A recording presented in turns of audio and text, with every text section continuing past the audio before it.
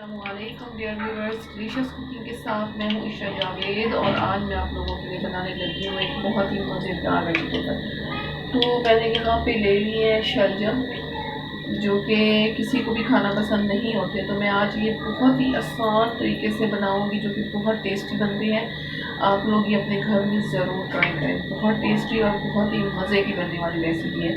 तो जो है मैं रेसिपी को स्टार्ट करती हूँ। सबसे पहले मैंने ये प्याज ले लिया, एक छोटा प्याज, इसमें प्याज कम जाएगा, तो मैं इसको पहले फ्राई करती हूँ।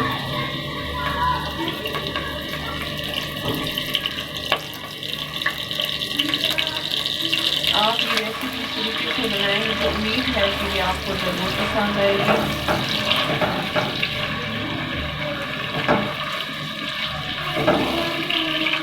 बहुत ही ज़बरदस्त रेसिपी है। प्याज को हमें गोल्डन ब्राउन करना है और साथ ही मैं इसके ऐड करने जा रही हूँ नमक। आप अपने टेस्ट के मुताबिक ऐड करें। मैं इसमें तकरीबन 1.5 टीस्पून नमक ऐड करने लगी हूँ।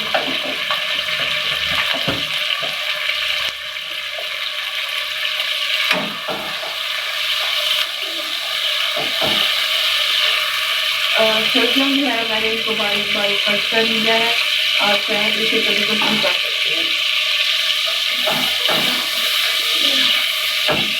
प्याज हमने गोल्डन ब्राउन करनी है और फिर इसमें हमें ऐड कर देना है टमाटर। कोई भी वेजिटेबल हो, वो बुरी नहीं होती अगर उसे सही तरीके से बनाया जाए तो बहुत मज़े की बनती है।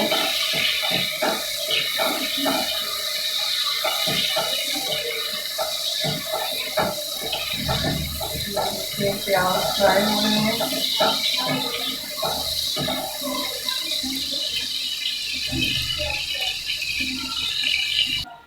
आप देख सकते हैं कि ये गोल्डन ब्राउन होना स्टार्ट हो गए हैं।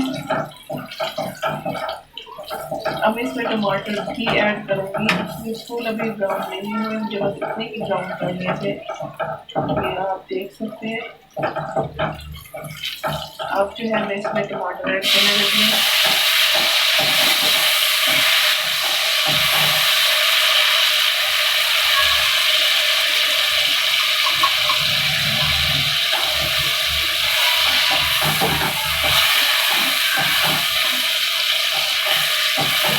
बहुत ही कम चीज़ों से और बहुत ही जल्दी बनने वाली रेसिपी। और दूसरी बात ये कि ये वेजिटेबल है, तो बाज़ लोग पसंद नहीं करते, लेकिन मेरे ख्याल से तो ये सेहत के लिए बहुत अच्छी है। आप सब लोगों को ट्राई करना चाहिए। ये मैंने अब इसमें 1/2 टीस्पून हल्दी ऐड की है।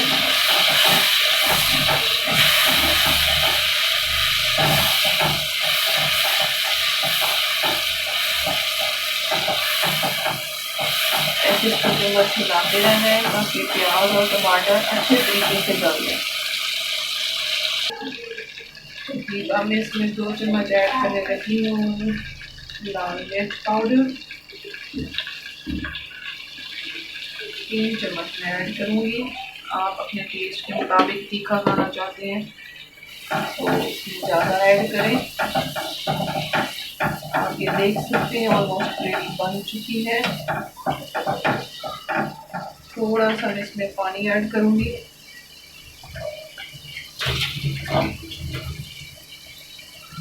थोड़ा सा पानी ऐड करूँगी।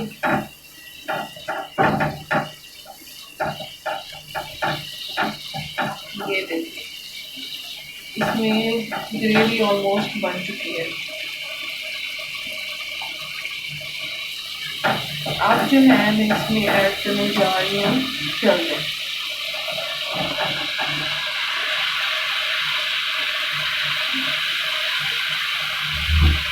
अब जो मेन चीज़ यहाँ पे स्टार्ट होती है, अब मैं इसको ऐसे फ्राई करूँगी। जितना आप वेजिटेबल्स को फ्राई करेंगे उतना जल्दी। मैंने इसको बहुत देर में इसको फ्राई करूँगी। फ्राई करने से ये होता है कि जो हमारे स्पाइसी हैं वो अच्छे तरीके से इसमें मिक्स हो जाते हैं।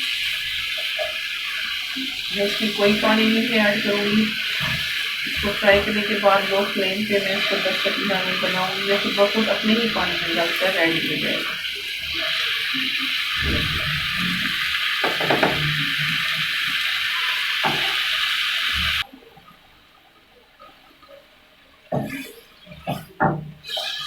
आप देख सकते हैं कि मैं इसको फ्राई कर रही हूँ। जितना हो सकता है आप इसको फ्राई करें। आप देख सकते होंगे कि ये पानी छोड़ना स्टार्ट हो चुके हैं। तो जितना हम इसको फ्राई करेंगे एक तो ये पानी छोड़ेंगे और दूसरी बात ये कि जो स्पाइसीज हैं वो इसमें खुद ब खुद ही एडजस्ट करेंगे। अब जो है मैं इसमें खड़े मसाले ऐड करूँगी। इसमें मैंने ये दालचीनी डाल दी,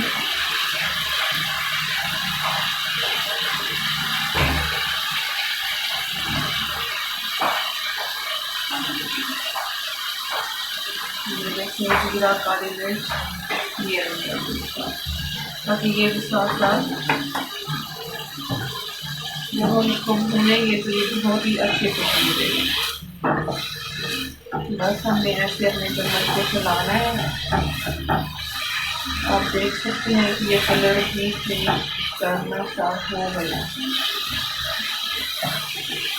कम से कम कोई भी वेजिटेबल आप बना रहे हैं इसको 5 से 7 मिनट तक फ्राई करना है। जब तक हम उसको फ्राई नहीं करेंगे तो उसमें वो टेस्ट नहीं आएगा जो टेस्ट हम चाहते हैं।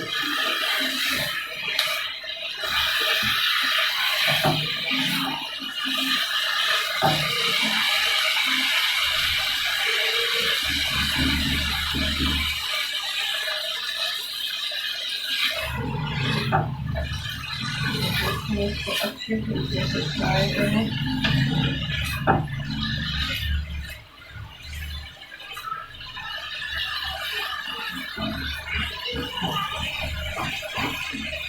अब मैं इसको लो फ्लेम पे कम से कम 10 मिनट के लिए लो फ्लेम पे मैं इसको पकाऊंगी और मैंने इसमें ये ऐड कर दिया हरी मिर्च। अब मैं इसको कवर करने लगी हूँ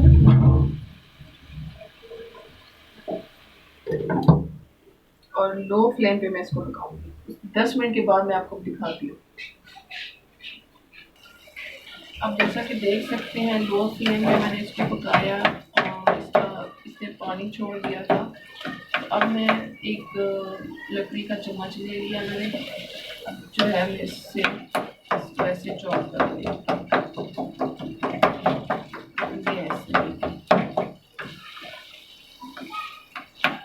तो ये खुद ब खुद ही जो है वो मिक्स होना स्टार्ट हो जाएगा। बहुत ही ज़बरदस्त खुशबू आ रही है। आप ये रेसिपी ट्राई करें, बहुत ही मज़े की बनने वाली है ये रेसिपी।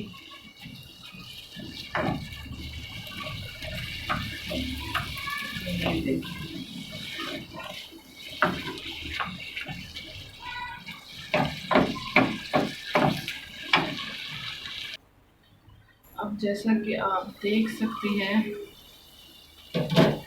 मेरी रेसिपी रेडी हो चुकी है। एक इम्पोर्टेंट चीज़ जो मैं आपको बताने लगी हूँ वो ये कि अगर आपको लगता है कि आपके शलजम कड़वे हैं या थोड़े से खारे हैं तो आप इसमें चीनी ऐड करें, क्योंकि मेरे शलजम बिल्कुल फ्रेश थे और ठीक थे तो मैं इसमें चीनी ऐड नहीं कर रही।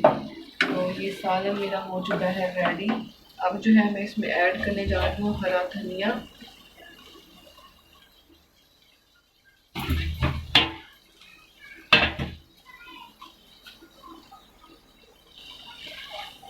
बहुत ही ज़बरदस्त खुशबू आ रही है, बहुत ही ज़बरदस्त टेस्ट आ रहा है। तो ये रेसिपी ज़रूर ट्राई करें, मुझे बताएं कि मेरी बताई हुई रेसिपी या मेरी बनाई हुई रेसिपी आपको कैसी लगी। अब मैं यहाँ डिश आउट करके आपको दिखाती हूँ।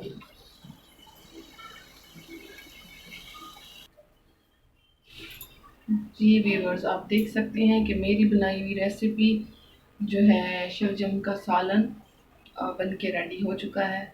तो आप भी ये रेसिपी घर में ज़रूर ट्राई करें और मुझे कमेंट बॉक्स में बताएं कि मेरी बनाई हुई रेसिपी आपको कैसी लगी है। अब आप इस सालन को पराठे के साथ मक्खन लगा के खाएं तो ये और भी ज़बरदस्त लगेगा।